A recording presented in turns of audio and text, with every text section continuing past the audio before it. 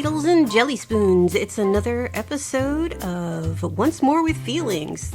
I'm Michelle. And I'm Beth.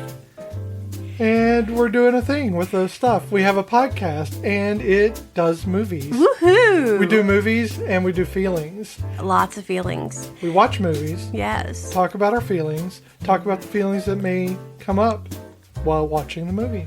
Yeah, I had this whole thing with, being tone deaf and maybe being a little off key. So you were just going to talk about me? I mean, I can sing. I probably shouldn't sing. I know. Well, I'm the one that's tone deaf and cannot sing. I wouldn't say I'm not tone deaf. I'm just saying But what I lack in my singing ability, I make up for with my sweet, sweet moves. So, I learned a long time ago that in music, the whole fake it till you make it doesn't work. Especially when you play the violin. Also, does not work in nuclear science. No. Or brain surgery. Oddly enough. Or this rocket is how surgery. you get a demon core. Brain science. So we're talking about Pitch Perfect. Pitch Perfect, 2012. This is our duo. Because we did Pitch Black. We did Pitch Black. So we're obviously doing the companion piece, which is Pitch Perfect. In which Riddick terrorizes a local a cappella group. No. So I think Fat Amy would take him down. I think all of them would take him down. Riddick is a big softie. He really is, though. And Vin Diesel is a big sweetie, so Yes. I don't think that would be an issue. All right, so let's talk about Pitch Perfect. It's a 2012 American musical comedy film. Yes. Directed by Jason Moore and written by Kay Cannon. Mm-hmm. It features an ensemble cast including a lot of people. A lot of people. Anna Kendrick, Skylar Astin, Rebel Wilson, Anna Camp, who I love. Brittany Snow, who I love her so much. Adam Devine. Yeah, Esther Dean. Of all people, they got a ringer on their group. And then, and Hannah Mae Lee. Okay, so the film's plot follows an all-girl a cappella group who compete against another group from their own college to win the International Collegiate A Cappella Championship. The film is loosely adapted from Cornell University alum Mickey Rapkin's nonfiction book titled Pitch Perfect, The Quest for Collegiate A Cappella Glory. I had no idea. I can't believe someone wrote a book about singing. I know. I'm not sure how that translates. And director Moore's own experiences with his alma mater. I can say it. Okay. Northwestern University. Filming concluded in December of 2011 in Rogers, Arkansas. Okay. No idea. That must have been when they were doing the bus trip. Or, yeah, it could have been. It could also be that, that was also where Pitch Black was. Oh, yeah. done. Well, I mean, sure. So it looks much like Australia in that way. Much like Coober Pedy. So that is the Wikipedia shortened version of their thing, because it keeps going. It's very long. Yeah. So that's the summary of the summary. Yeah. No, that's basically it. When this first came out, how did you feel, Michelle? I was excited. I wanted to see it because I love songs, and I have been in many, many choruses, and I did community theater, and while I would not consider myself a singer, I do enjoy singing. And I need a lot of practice before I get it exactly the way it's supposed to be. Otherwise, I get pooped on really quickly because they don't like how I sound if I don't do it right. So, well, I think that's the way everyone feels. But yes. I mean, I just don't. I can't just like blurt it out. I can blurt it out playing around, but like if I was to be serious, I have to practice it. Right. Yeah, but these girls seem to be able to just blurt this shit out. And that just always amazes me because I knew people in the theater who could just do that. But yeah, so when this came out, I was excited. I was looking forward to seeing it. I don't think I went to the theaters. No, I did not go to the theater to see it. At that point, I was very poor, and there was no way I was going to. Well, it was 2012. We were together. We were poor. We weren't going. We were poor. We're still poor. I think I saw it on cable or some shit, and Yeah, it made me happy. I like compilation-y things like this where, where they had all the songs and they were the songs I knew, and I just enjoyed it and I was excited about it. So yeah, that's how I felt. How Okay. did you feel? I felt the same for different reasons, not completely different. I cannot sing. I love the idea of singing. I love writing music. I love writing lyrics. Lyrics, yeah. So I really enjoyed the idea of this movie about women all singing together, and I didn't know what to expect. I just knew it was going to have Anna Kendrick in it, who I enjoy, and I knew it had Jason Moore. Now, Jason Moore, I don't know if you know this or not, but he directed the original Broadway production of Avenue Q. Oh, I did not know that. Yes. I love Avenue Q. When I'm saying he's like looking at his own stuff, it's because he is musically inclined. The man likes music. So, I mean, he got Tonys, this man knows what he's doing. So when I saw this, I was like, oh, this is going to be big. You know?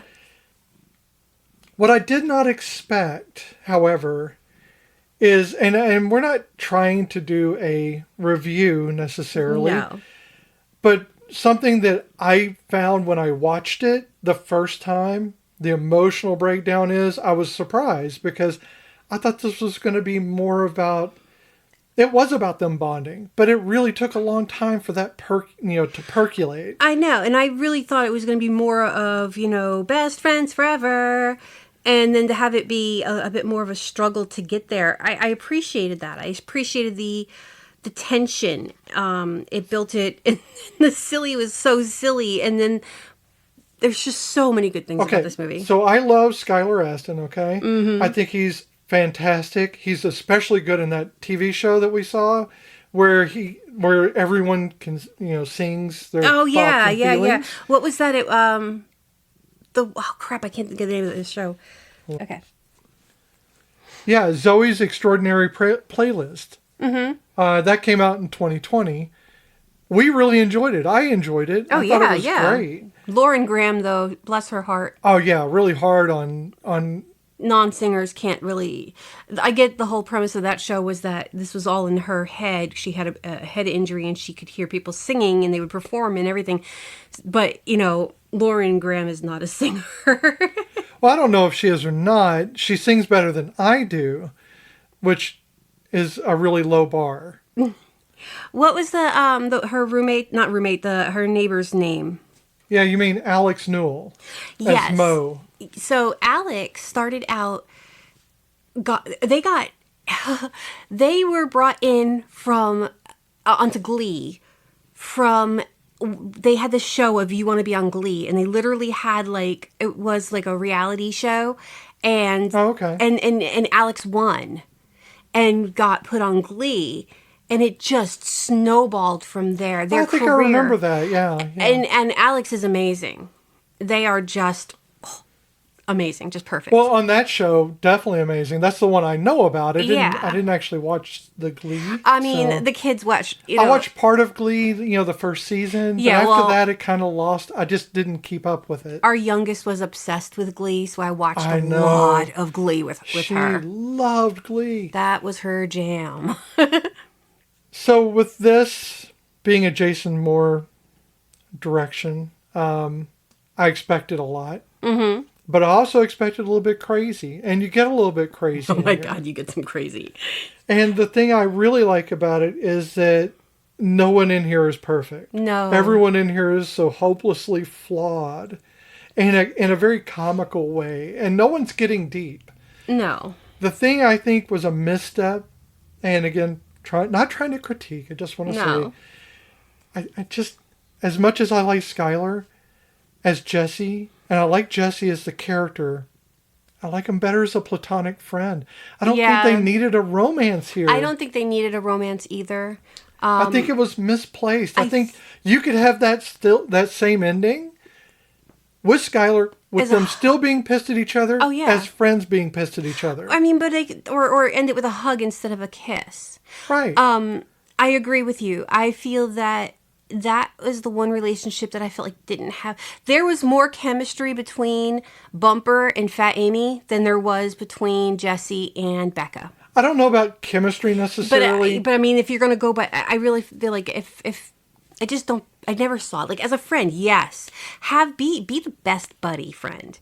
You know, realize that maybe this is just something that's not going to happen, but I need a friend, so be my friend, you know? Maybe have that conversation in it. But I do think that so Becca, it wouldn't make a difference. Right. Becca and Jesse, they both work in the radio station at the college. Yes. All that time together, because it jumps months at a time. All that time together, and they didn't develop a friendship.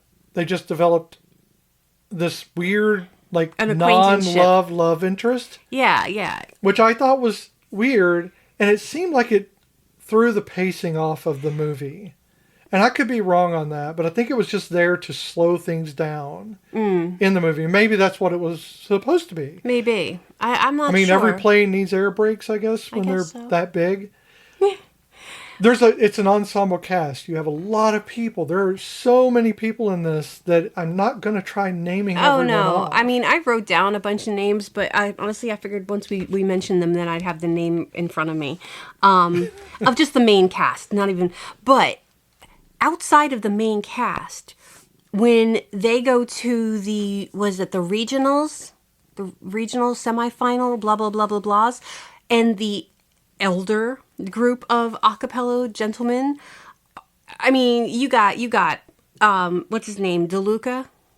Is that his name? Oh, no, I can't think of his name. Regardless, his name is Charles Boyle on Brooklyn Nine-Nine. Can't think of his name in real life. Yeah, I can't. I don't know. And you get... Charles. His name is Charles.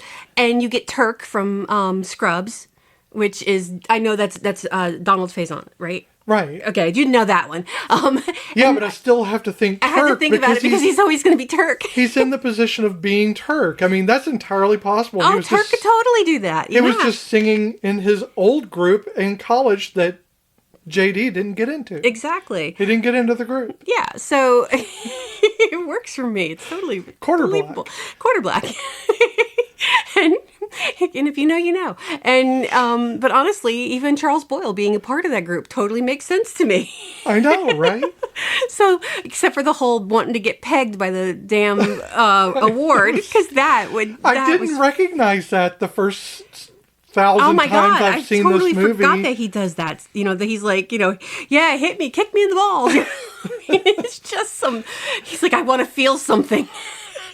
He's kind of messed up. He is very messed up. But yeah, this movie, it gives me definitely a happy. There's not much about it that I can tear apart. I mean, there's moments of ew.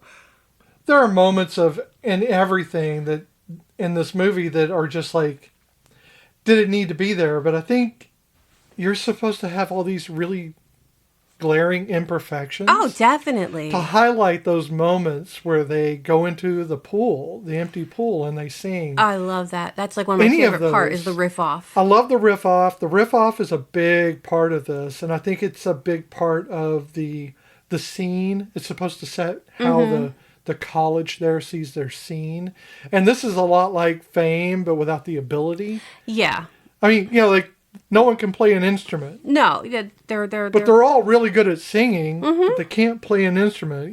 There's singing is a skill. It's not a. They're not in the Juilliard. They're not in. Like you said, it's not Fame.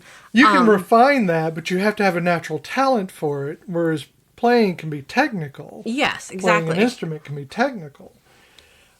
So I think that this sets a lot, for the college's tone. Yes. Of how they're going to, be at the school, that it's a very big a cappella school. Although you see nothing else but just those competitions. Yeah. And the outside moments of them in those areas grouping up and then singing to each other. Well, in the beginning when they go to the, what is it, like the fair, like the club fair or whatever they were calling it. The student fair or something like that, yeah.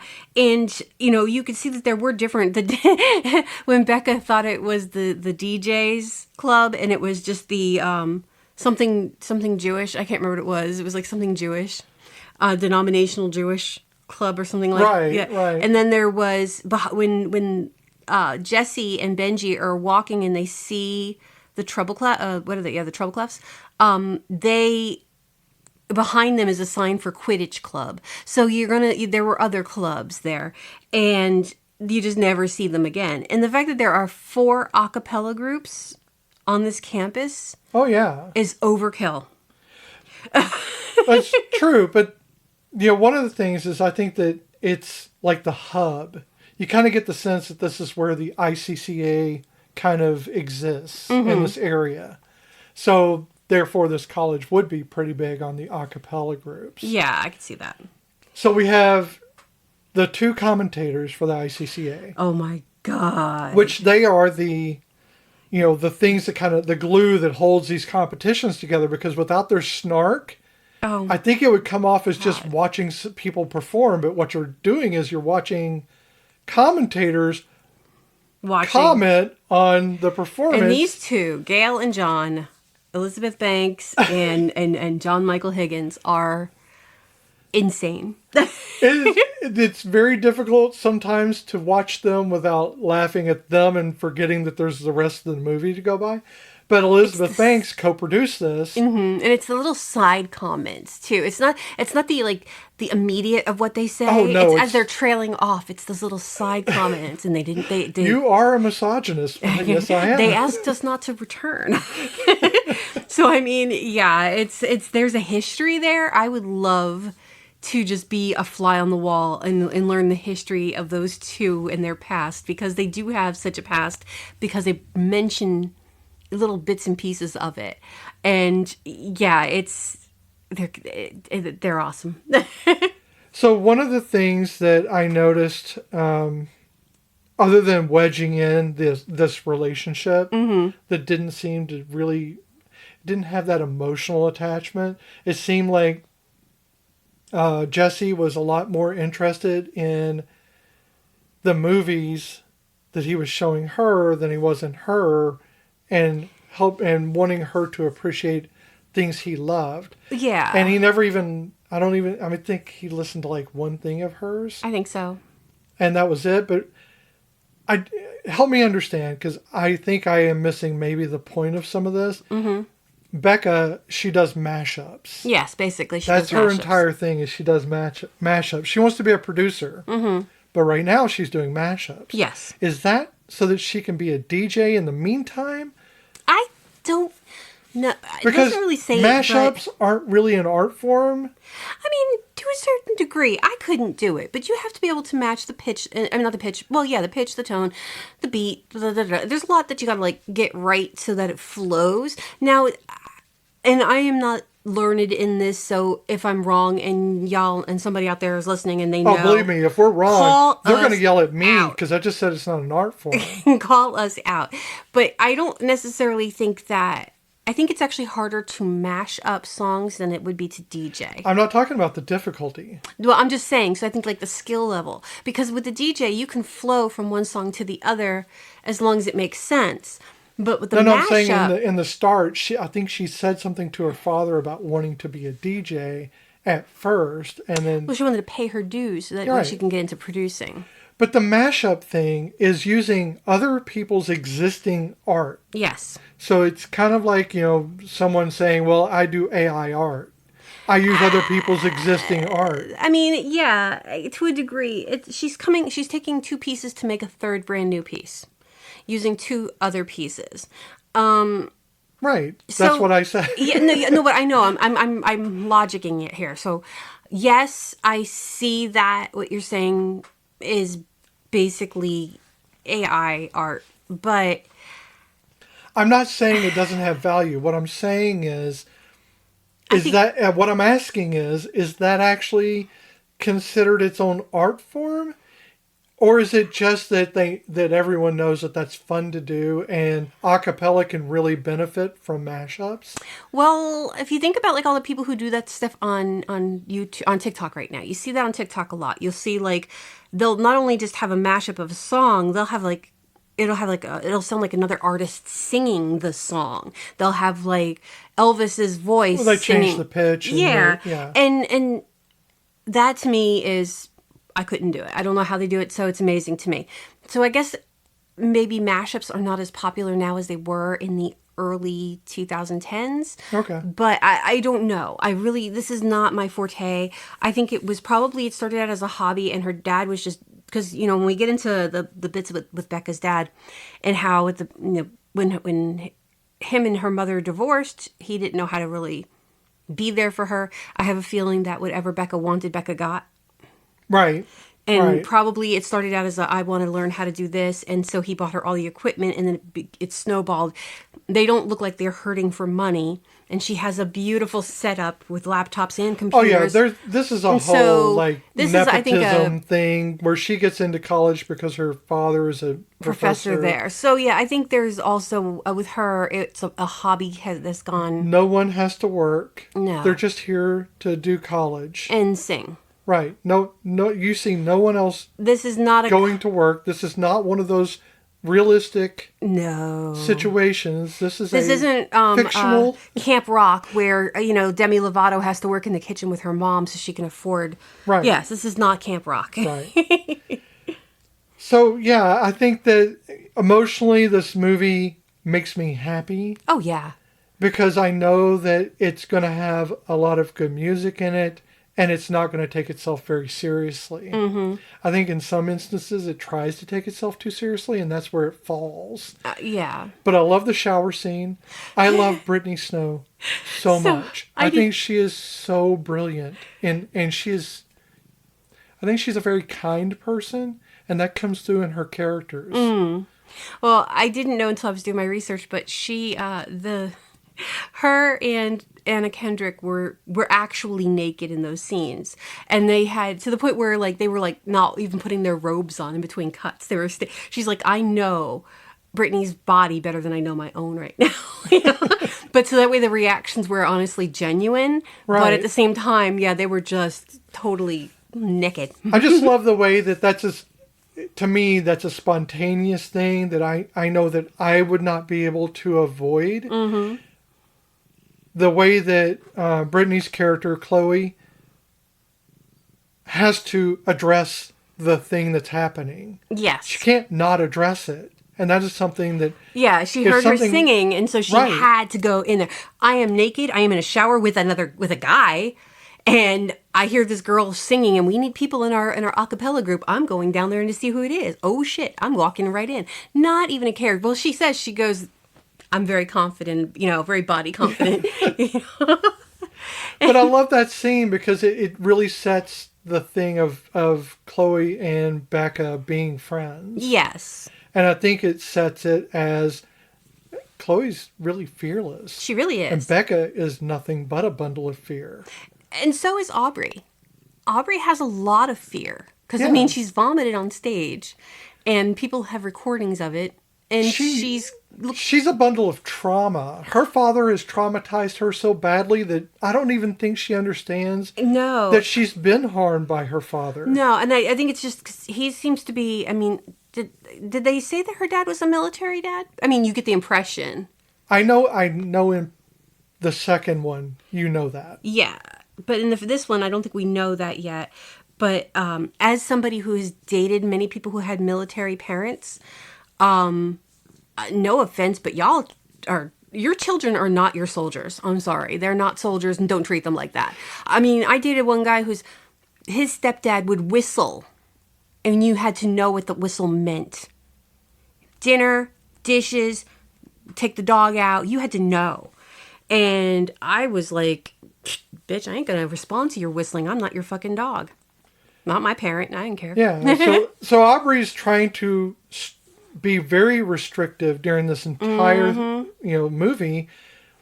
She wants the Bellas to remain the Bellas that she joined, and that was handed down to her because she feels it's her responsibility. Yes, because that one girl made her feel really bad about herself. But also her father. Yes, this is all kind of a hand-me-down. She's kind of putting out the same kind of trauma as she got, Yeah. as she received. So she's very strict about things, but it's all about fear because letting go takes courage. Oh, yeah. Letting go and I do the same thing with the podcast every day. Every time we're doing the podcast, I have to let go of control because I do tend to do it because also traumatized by fathers, not just fathers. We can be traumatized by anyone, but Yeah. I had a very strict father, and I understand that. I understand that need to hold on to things because it gives you a sense of having options outside of what you normally have. Having control isn't always the issue. Sometimes it's about what you know. Yeah. And what you know, if it changes, now you're unknown. You don't know where to go from there. But I think that Aubrey finds out, like I do daily, is that if you just let go of things sometimes, it becomes a better thing. Well, that's that whole what does Michael Scott say? You lose 100% of the shots you. Yeah, you lose 100% of the shots you don't take.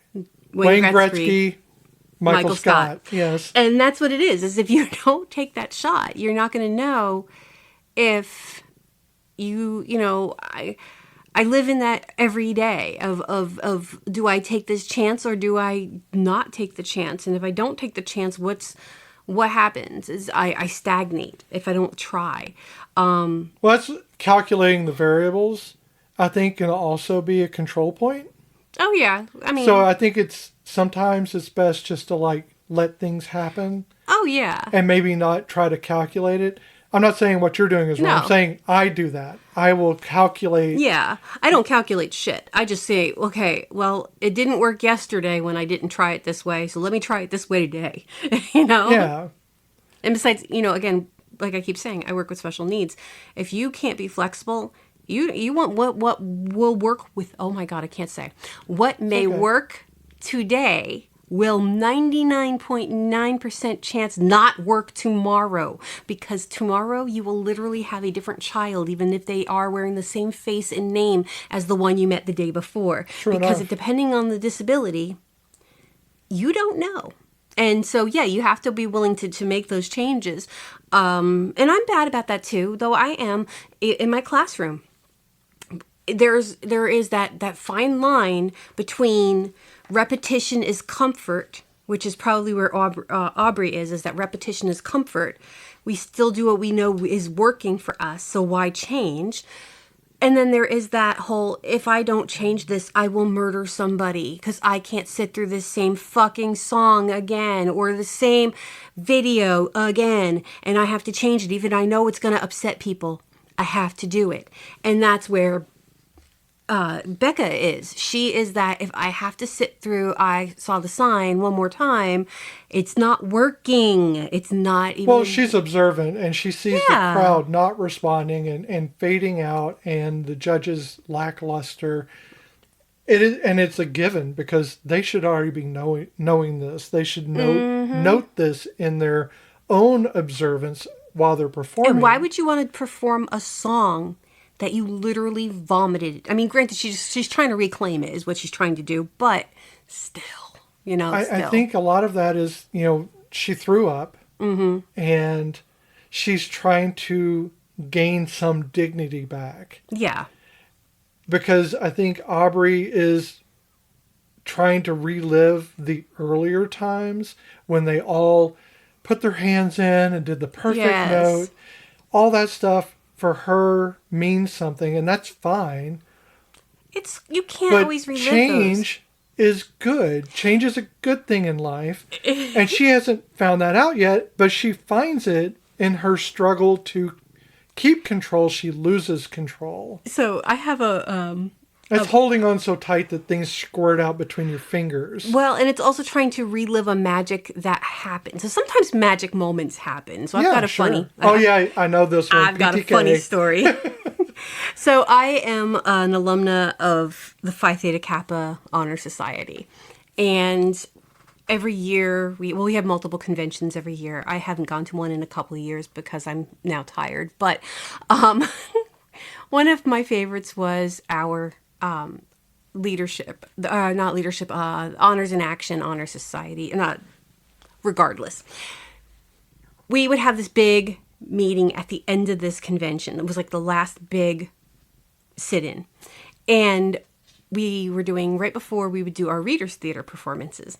And the person who was running the program at the time, she would always play random songs. And the one night when we're waiting for the performances to start, Bohemian Rhapsody plays. And we're all singing along with it. But it became this room of over 100 people singing along to Bohemian Rhapsody. My friend gets up on a desk and he's pretending to do air guitar to Brian May. It was a magical moment and we were all there. It was just beautiful. Fast forward to the next event.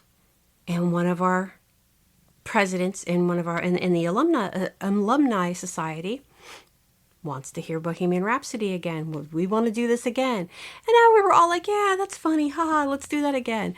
It wasn't as magical, but it was fun. And then the next event, we lip synced to Bohemian Rhapsody because we have a lip sync competition to raise money for the chapter. And it was every event was Bohemian Rhapsody. It was like you could not relive that magic.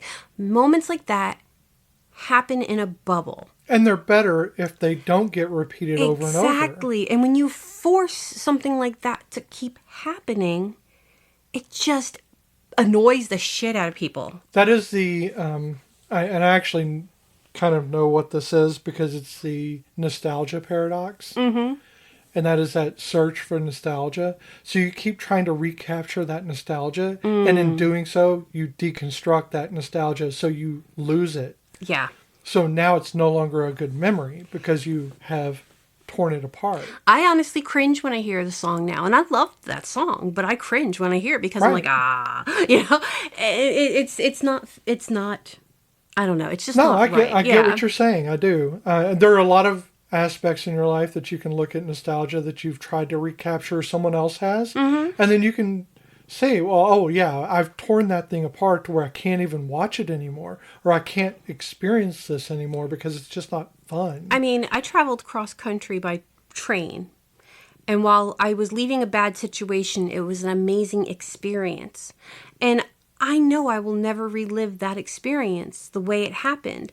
Right. I was young, very, very young. I was very naive, very alone, very pregnant, and very scared. But the moment, like the people, that whole 3 or 4 days on that train was amazing to me. And I'll never get that magic again. And that's okay. Because it was, I cherish the memory. You shouldn't. Yeah, I cherish those memories. I mean, if you can make it again, it wasn't really magic, right? Exactly. And that's what and Aubrey, in my opinion, is trying to do that. She's trying to create that magic and keep it happening over and over again. And you just can't. You've got to change. You have to be willing to move. Right. And then we have Fat Amy, who ends up being Fat Patricia. I love Fat Amy. Here's the thing I don't like about Fat Amy is that she doesn't play golf at all, and I think she should. No, I don't really have anything about Fat Amy. I think Fat Amy's issues are much like in Parks and Rec, Donna's issues. Is that she's, too much confidence? No one recognizes the fact that she's ultra cool outside of the sphere. Yes. So in their sphere, in their little group, they don't really acknowledge Fat Amy as being super cool. But if you look outside of it, everybody loves her in some way, or they think that she is completely crazy. Yes. But there's a very strong feeling one way or the other. Yeah. Whereas in the group, she's kind of almost forgotten a lot of times. Yeah. So, and there's one scene where Fat Amy and, oh shoot, I can't think of who the character is who she's talking to. She's talking to the one blonde, but it's not Aubrey. I can't remember who she's talking. Blonde. It was when they first, right after they had their induction, and they go down to the amphitheater, and everyone's drinking and partying, but all the a cappella groups. and she's talking to this one girl. It's before she goes up to Bumper, and she's like, is it one of the ones that actually comes back later and says, we've been here the whole time? I don't think so. She says along the lines of one out of however many of us here is the likelihood of us being gay is, like it's one in so many. Oh, right. Okay. She married a woman last year. Oh, okay. Yeah, so I think that's pretty funny. Her wife is Ramona Agruma, and she's a fashion designer. But yeah, I think it's pretty funny that like the one thing that she made comment about in the movie is like, well, Anna Camp's got a girlfriend, stylist. Yeah, so there we go. They seem very happy. It's very cool. But yeah, so Fat Amy is kind of on her own journey. You don't really know where she comes from. No, as Tasmania. Far as That's about it. You don't know where she comes from emotionally. You don't know where her family life is. She doesn't come into play until I think the third movie. Right. So you don't really know in this movie where she's coming from. She seems to be able to kind of flit around from one situation to another. Yes. And she keeps coming back to Bumper. Yes. Over and over again, despite both of them being very antagonistic towards each other. I'm just imagining that Bumper probably just enjoys getting pegged. So Adam Devine actually hit a cameraman with a burrito when he was pegging it at her. He hit it. He's a dork. He really is. So Adam Devine, I didn't know this. So I've been watching The Righteous Gemstones, and he's in it, and I love him in that. But I honestly, he looks better now than he did in Pitch Perfect. Like, he's a baby in Pitch Perfect. Well, yeah, it's an old movie. Yeah. But the way he has aged very well. But he has, it's called stiff man syndrome. Yeah, he found out he's sick, yeah. I did not know that he was sick. And so that's part of why he is very fit right now, and why he's also going through like stem cell replacement therapy. Really, obviously, for obvious reasons, he's really freaked out about it. Oh, yeah. It's something that he's been pretty open about. But if The Righteous Gemstones is actually, it's one of those shows where it's very good at how bad it is. Yeah. Like, it is just... Which is right in his wheelhouse. Because he's very good at being annoying and insufferable. He's an idiot in this show. But also, there's also that kind of thing where you're like, but he is good at what he does. Oh, no, he is so good at what he does. You can't disregard him because he's good at what he does. And it's kind of like he's a little bit like the dumbest version of House. Well, he... you have to admit he's good at what he does, despite being an asshole. Well, he's the baby of the family in The Righteous Gemstones, and he plays that to its fullest and takes advantage of being the baby in the family and how, like, everybody loves me because I'm the baby kind of thing. The show is, if you ever get a chance to watch it, I recommend it. I'm not done with season 2 yet, so I'm a little behind, but yeah. Though I think it came to a conclusion, and I'm not quite sure if it did or not. Yeah, so like the Bellas have this tryout, okay, and in the first part of the movie, they all sit down and all the a cappella groups are there, and the winner of last year gets to pick the song. Yes. What was that song? Since You've Been Gone. So it's Kelly Clarkson. Yes. Since You've Been Gone. And everybody has to sing that. Yes. My one contention, I love the moment where Anna Kendrick comes in and she does her cups. Sing it. And she does her cups thing. But she's not singing a cappella. No, she's not. She's doing it with a cup. So she's got a percussion going. So that song is a combination of children's cup games. Yeah. And a song that was like goes back to like the 20s and 30s. A.P. Carter, he wrote it for the Carter family, which was his family's band. But Anna Kendrick heard Lulu and the Lampshades version from 2009, and that's the one she was doing. But this is an old... I didn't realize how old of a song it was. Oh, yeah. No, I knew it was old, but it's the one thing that's... It's like you didn't do an a cappella version. No. Everyone else had to do it without percussion. That's true. But it's supposed to make her stand out. Yeah. That she did this really weird impromptu bit where she didn't know what she was going to sing, and she just picked up something and started doing it. Yeah, and she pulls that out of her ass. Right. Because I'm sorry, if you asked me to sing something, I would do... So Adam Devine, he didn't realize that it was a musical when he auditioned, so he didn't have a song prepared, so he sang the Full House theme. Right. That would have been me. So Jesse Swanson, he is not really here in the film. He's here, he sings, but you don't get a lot out of Jesse, and I'm okay with that, because this is not Jesse's story. No. This is actually not even Becca's story. You don't know what she's doing in her off time. If you notice, you just see them at the music, doing the... the rehearsals and stuff. They're doing the rehearsals. That's where you see them the most. You rarely see them outside of that. You never see them in classes. No. And you only see them like 1 or 2 times in the radio station. Yeah. You get the sense that maybe there were other scenes that were cut. Maybe. Because there seemed to be more to that scenario, but it just never panned out. I think that was a good choice to cut all that, because while I want Jesse and her to be friends and to develop a better relationship based on actual friendship and knowledge of each other, I think that this is more about the Bellas, and it should be more about the Bellas than it is about Jesse and Becca's relationship. So I'm okay with the little bit that you learn about him. He wants to score movies, and I think that's great. That's awesome. And that explains why he's into movies and stuff like that, and why he wants to share that with Becca. Yeah, and it also informs her choices in the end. Oh yeah, but I think for the wrong reasons, honestly. Because I get that they have a fight. Honestly, she's kind of justified. I mean, she did blow it up, but she was right.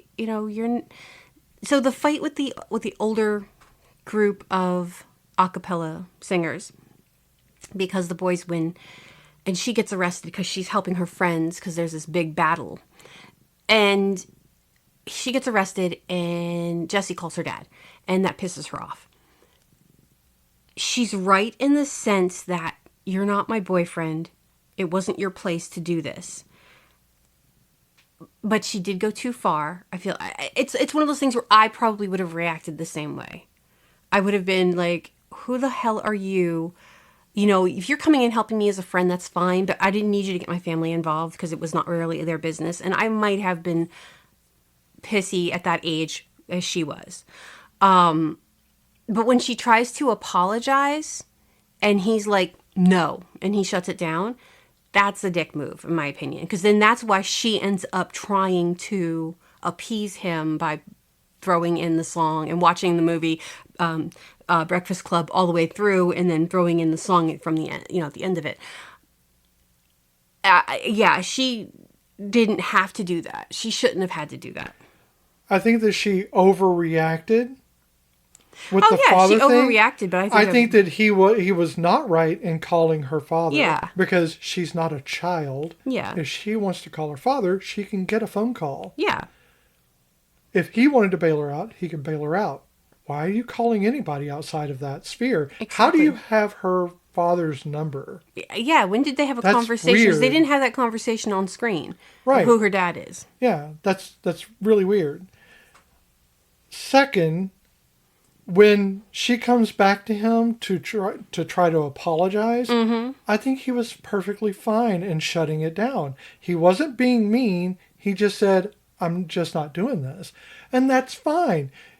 You don't have to be a love interest. No, you don't. But if somebody is apologizing to me, I would be like, I accept your apology, but I'm not ready to forgive you yet. Well, he did essentially do that. He said, I'm just not going to do this anymore. But not wanting to, saying I don't want to do this anymore, that implies a finality. Sure. But... And that was his choice to do that. I know. I just feel like I would have been like, okay, but I need time. And I may not. Or maybe he doesn't need time. Maybe he's done at that point. And that's fine to have. He can be done. Maybe because I like her better than I like him.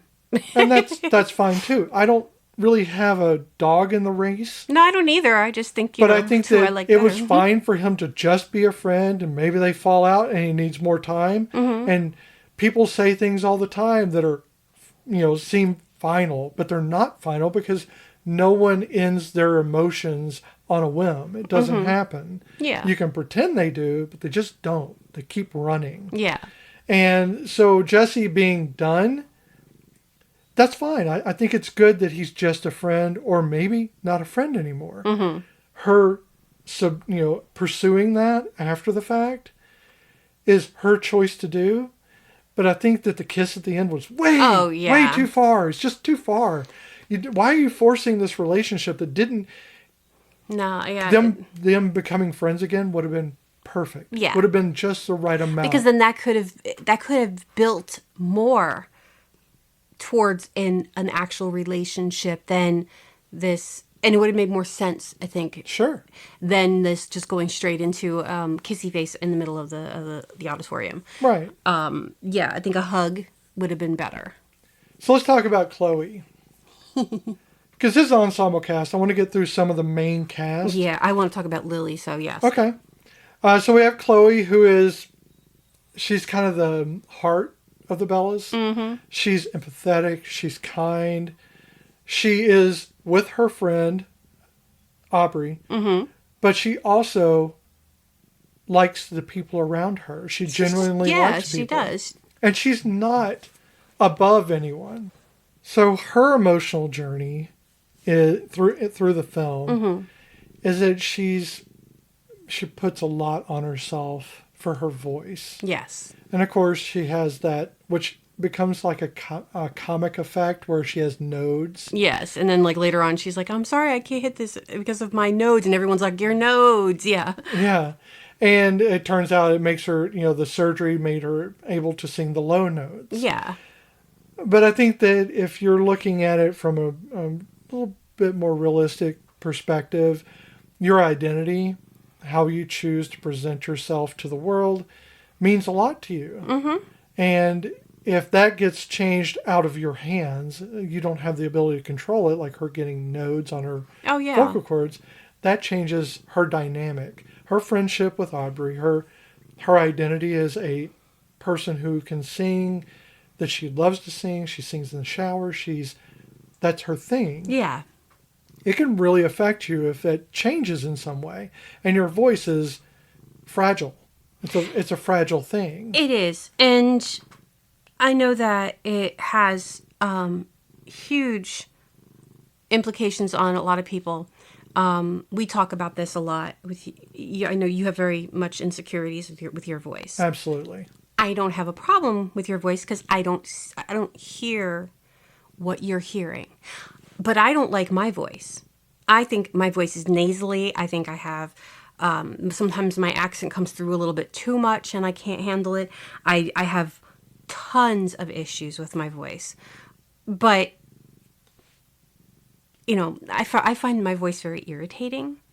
And I always tell my students, I don't even want to hear my voice right now. So the fact that you're making me repeat what I'm saying over and over again, I don't want to hear me. It's like everybody doesn't like their own hair. They like everybody else's hair. Yeah. But there is a difference between not liking your voice and dysphoria. I get that. No, I get that too. And I'm not trying to compare those. Everyone dislikes aspects of their voice because you're hearing it played back outside of your own head. Oh, yeah. And it sounds uncanny. It's that uncanny valley. Oh, yeah. Listening to myself in my headphones right now it freaks me out every time. Oh, yeah. But I feel like with Chloe, that is her, she's comfortable. She's comfortable in her body, so she's probably comfortable with her voice. And the fact that she can hit the notes that she knows if she says D flat or whatever, none of that makes sense. I can sing, I shouldn't. Notes mean nothing to me, but you tell her a note and she can hit the note, and I'm assuming she hits it because I couldn't tell you, but the fact that then she gets these nodes and there's this possibility of losing the ability. She can't hit the higher notes that she used to hit because the doctor said you can't, though she sang some pretty high notes. But then when she hits that lower note, that you can see the insecurity in her through the whole thing until her friends were like when she hits that note the first time, and they're like, oh my God, what was that? And you can see she was like, oh shit, where did that even come from? But when they reacted not the way she expected them to Positively, react, yes. that helped and that changed it. But it's more than just her voice. Oh, Chloe also goes through a change through it by the friendships that she makes outside of Aubrey. Yes. Because she has been kind of subservient to that relationship. She has, because it's been Aubrey's decisions. Aubrey is in charge, and then she doesn't get a voice. She has to be the one that follows. Mm-hmm. And that is, again, a traumatic thing that people push on one another when they're also feeling that way. Yes. But Chloe, through this process, through this movie, finds her voice. Mm-hmm. And more than her vocal ability, she finds her voice to stand up to Aubrey's bullying. Mm-hmm. And to say, look, I am an equal. You're not above me. Yes. And I like that. I like that these little things in the film happen despite this being a fun little film. There's a little bit more depth to it than, yeah. I'm going to pull depth out of a puddle.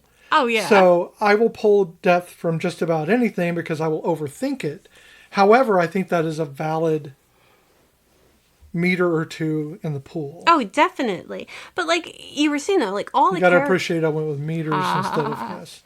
All of the characters have depth beyond. Honestly, I think that we know more about the other characters than we do about the main characters. Like Sometimes, yes. Like we know that Esther Dean's character, Cynthia Rose, has a gambling problem. Right. We know that Stacy, Alexis Knapp, that her character likes to have sex a lot. You know? But we also find out that Esther's character is gay. Yes, but that was something that she wasn't hiding. And everyone kept alluding to as if they didn't know, but she made no bones about it. Yeah, she wasn't hiding it. And then we have Lily, Miss Hannah Mae Lee. Lily is I don't know if she's human. She is the manic pixie nightmare girl. Oh my God. And I love that on her. I think she is the things perfect. She says. So in the very beginning when they are doing the auditions, she comes up and she said, when I had gills when I was born, I had gills like a fish. That's what she whispers. Right. And they're like, what? And she's like, when I was born, I had gills like a fish. And they're like, okay. And then later on, when they showed the film, the video clip of Aubrey throwing up, before that, she's like, what happened at the competition? And do you want to see a dead body?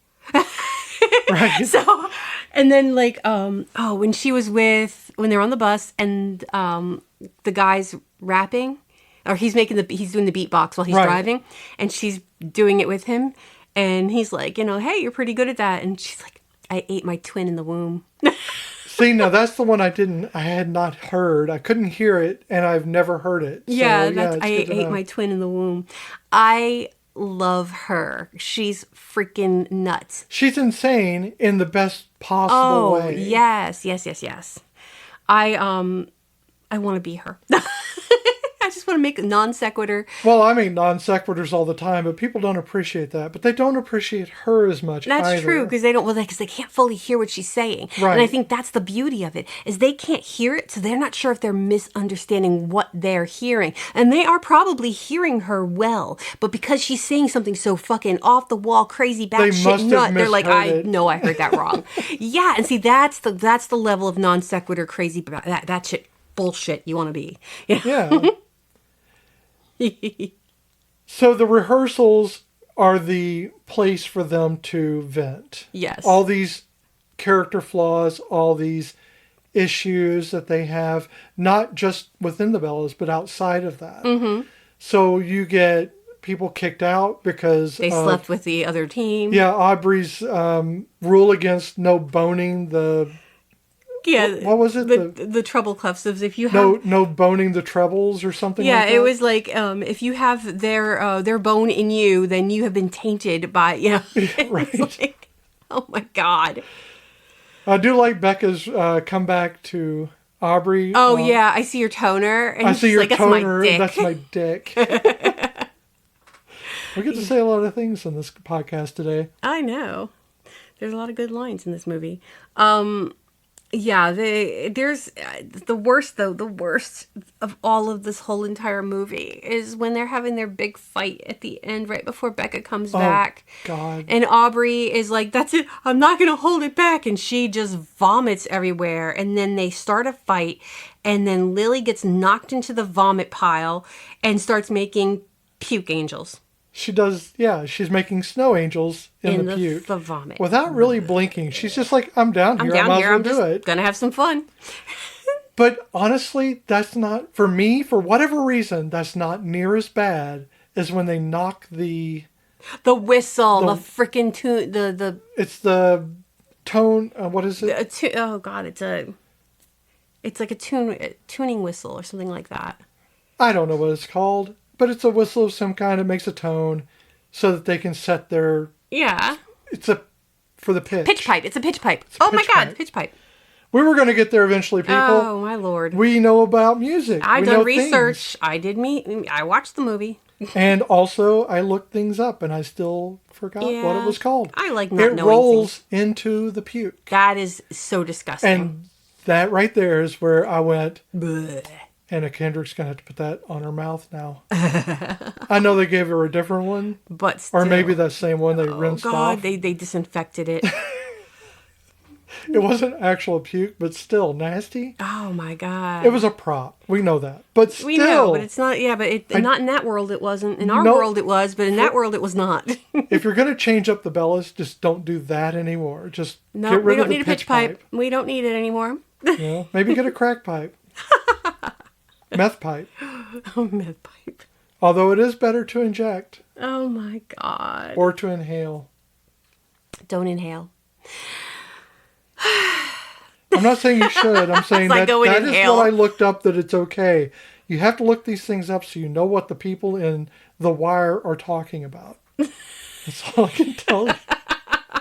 I'm that straight-laced. I had to look up how to use meth. I mean, that's what I do. Well, we don't want to have a New Girl incident where you think that the aquarium rocks are crystal meth and that you've absorbed them through your breasts because you stuck them in your bra. Honestly, I can see how that would be an issue. I would be freaked out about that. So how do you feel now watching this movie again? I still love it. It's one of those ones where I could literally watch it over and over again. It wouldn't bother me. Like, yeah, it's so you know how I say all the time that I can't rewatch movies. Right. I have a hard time rewatching, like especially like in this podcast where I make you rewatch. Well, no. I mean, like, okay, I mean, is this like, MST3K where you actually hate every time we do this? Yes and no. It depends on the movie. No. And you don't have robots. Yes, we don't have robots. Damn it! I miss with the robots. You have cats. I do have cats.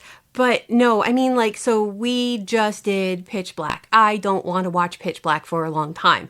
Even Legend, as much as I love Legend, don't want to sit through Legend again. But if we went back out in the living room and you put on Pitch Perfect again, I'd sit through it again. So I downloaded Pitch Perfect. I've got it on my computer. Mm-hmm. Do you know why? Because you watch it a lot? Sometimes in the mornings, because I'm up at 3 a.m. on the weekends, despite being up 3 a.m. on weekdays, I will just put it in. Mm-hmm. And this is why. Because I hate that movie so very much. I can't No, I love it. I love the movie. I enjoy it. It isn't an overthinker. No. It is something that draws you in. You understand the energies that they're putting out, and you understand the emotions that everyone is having, because every one of these characters is an icon for that emotion. Yes. So it's much like, what is that, the Pixar movie with the characters that are all inside the girl's head? Oh, Inside Out. Inside Out, yeah. So it's much like that. These characters are all those personifications. Yeah, I could see that. So you really get a sense of, where you are by which ones you identify with during the movie that you're watching at the time. So who do you identify with? A lot of times I identify with Chloe, which is weird because I don't see that necessarily as me. I want it to be Becca because you would think Becca is the one who is stronger and kind of the outsider but I'm not. I'm more subservient in a lot of things in my life. I come off as like being in charge of things sometimes because I'm just loud. See, that's where I feel like I identify more, not because I want to identify with her, but because I feel like the world identifies me like her. Fat Amy. Because I am very obnoxious and loud, and I do come off at times as being just ridiculous, and I feel like the outside world doesn't appreciate me for my actual amazing coolness. They just see this, they're judging by the outer shell, and they just put me in this label. So I think that's where I understand what you're saying. I get what you're saying. I don't see it that way. I think that you're kind of a mix. I think you're a little bit of Aubrey sometimes. You pulled that off this morning or yesterday, calming me down. Well, that wasn't, but no, then that wouldn't be Aubrey. Aubrey wouldn't try to do it like that to calm anybody down. But there are a lot of times where you're different people. I think you're not any one person at any given time. I'm a chameleon. No, I think you're complex. There's a complexity to you. And that's the way when I met you a long time ago, you weren't just this girl. You weren't just this, I don't want to come off as sounding facetious. If I wanted a girl back then, I got a girl. I didn't need to catch a girl. I could get a girl. I had a girl. Yeah. It was not hard to get one because there's people everywhere in the world. You're going to be able to connect with one of them at any time of the day, anywhere you go. But what interested me about you wasn't a conquest or anything like that. It was that you were complex. You weren't just this manic pixie dream girl. You had layers to you. Like an onion.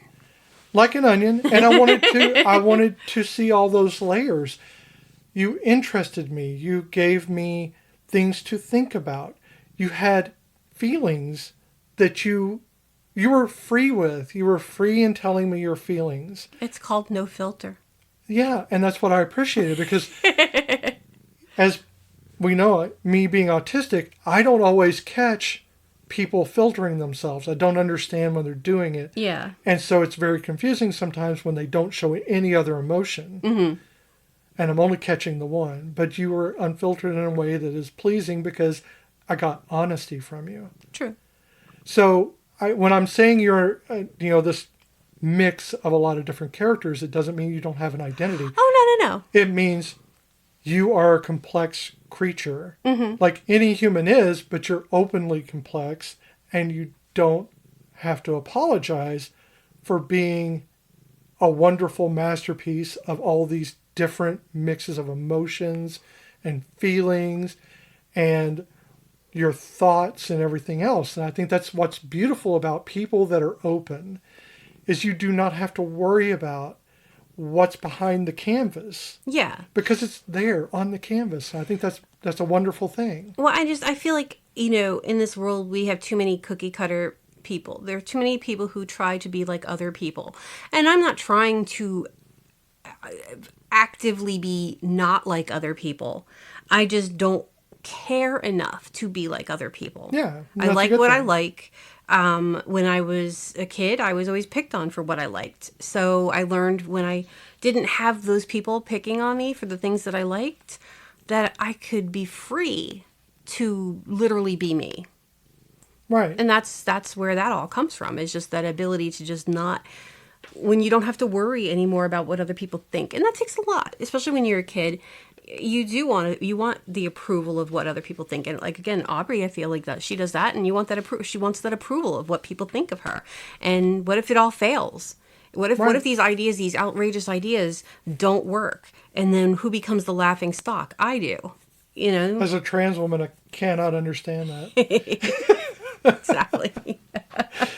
So, let's see if this movie can pass Dun, dun, dun. the Castellini test, written by Brie Castellini, the goddess of tests, who overwrote the Bechdel test.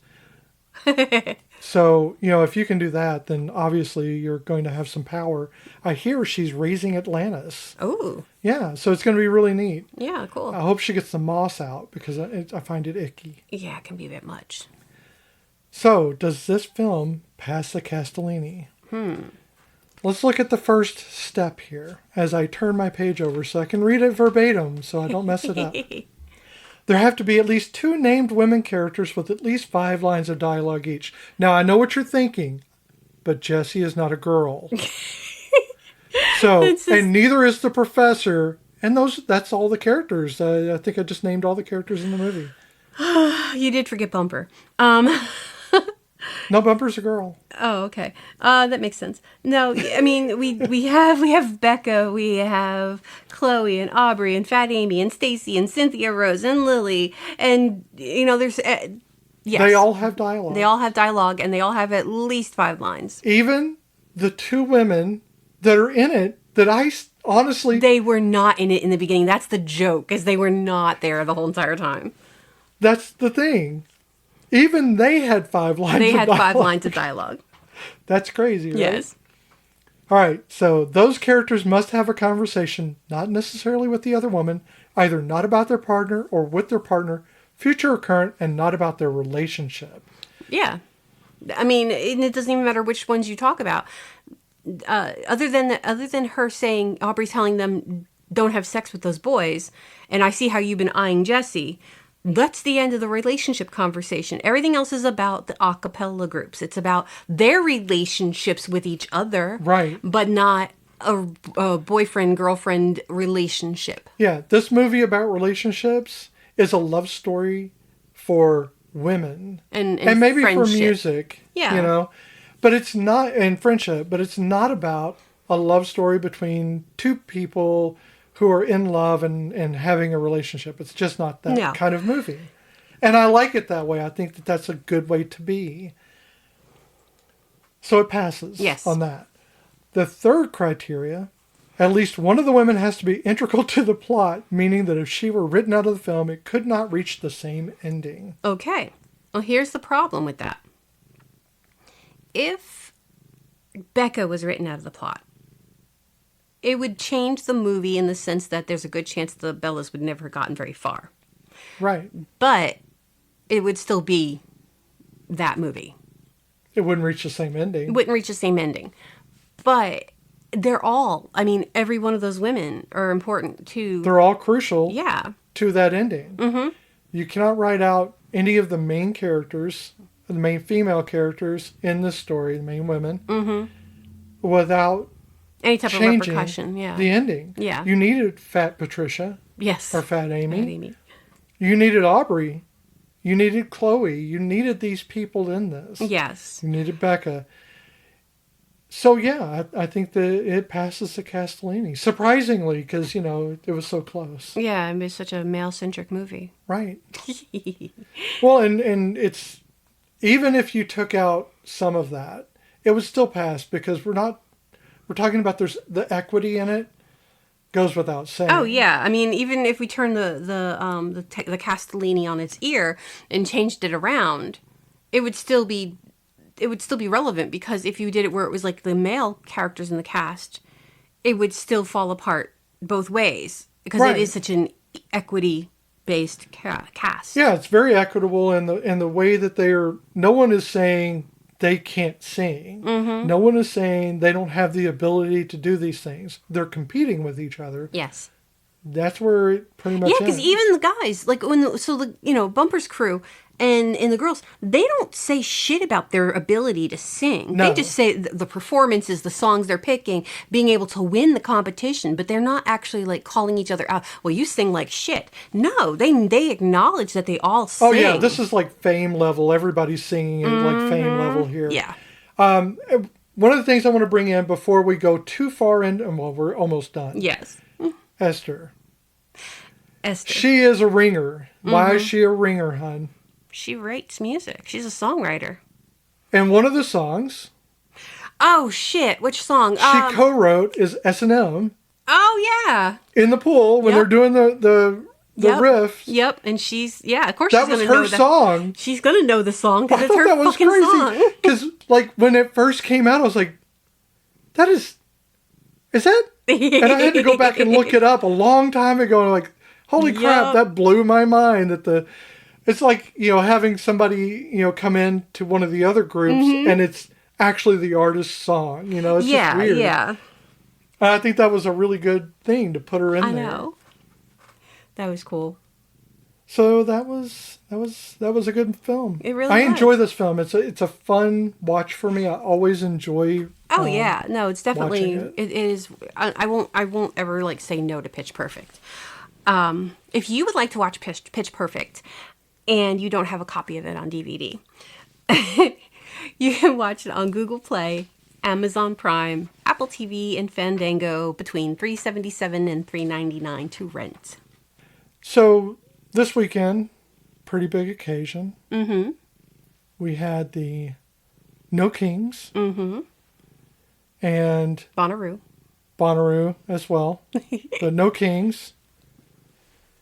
We had massive turnout. Yes. All over the nation, internationally even. Mm-hmm. And I think that was a very big voice. I think that it was a simple statement. Mm-hmm. This should be heeded and understood. Yeah. And I think that we came together as a nation, as a people, and said we will not have kings here. Yep. And we need to treat each other with humanity and understand that everyone has to get through life, and it's difficult enough without inventing reasons to hate one another. Exactly. I think that if you question any of the stuff that has gone on in the past 6 months, just look at the numbers of the people who showed up in the whole state of Pennsylvania for these. That's just look at them. I'm not telling anybody left or right what's going on. Just take a look at them. Yeah, pay attention to what's going on around you because it's out there. The truth is there to be seen. Mm-hmm. You just have to pay attention to it. And you have to understand that at the end of the day, we still all have to live together. We are all still part of this nation. And you need to try to find a way to make that work. Because we're not going anywhere. No. None of us are going anywhere. We all live here. We are all poor. We are all hungry. We are all working every day. We have to go to work. We have to pay our taxes. We have things to do. And we want to live our lives. Mm-hmm. And we want the American dream. And that should be available for everyone. That is what the American dream is. And if you need a refresher course, go back. Watch the No More Kings song from Schoolhouse Rock. It's right. Yeah. It tells you why we are where we are and how we got here. I can put a link to that in the description. So this has been Once More with Feelings with Beth and Michelle. You can find us wherever you listen to podcasts. Be sure to follow us on Instagram and Blue Sky at OMWFPod. Visit our page at oncemorewithfeelings.podbean.com. Or you can send us an email. We would love to hear from you at omwfpod@gmail.com. Take a moment to subscribe, rate us on iTunes, and on YouTube. Ring that bell, I guess. I don't know. So, our clues for next week. So this one it's got 3 clues. So this movie it came about from 2 different premises. The first one is, what if after a whole lifetime of playing video games, you suddenly acquired the ability to fight if you were encountered by somebody on the street. The other premise is that the creator, when he found out that his wife had dated 3 men before him that all shared the same name, that also prompted him to come up with this idea. But the third clue is the lead female memorized all the names of tea. Oh, really? That's crazy. Yeah, so those are my 3 clues for next week's movie. Oh, that's gonna be a fun one too.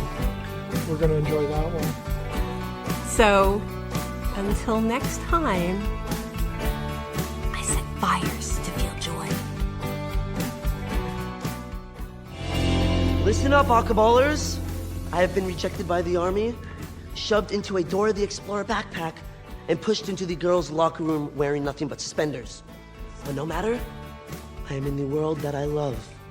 And with the assistance of my boy Justin, My liege. I launched this year's auditions.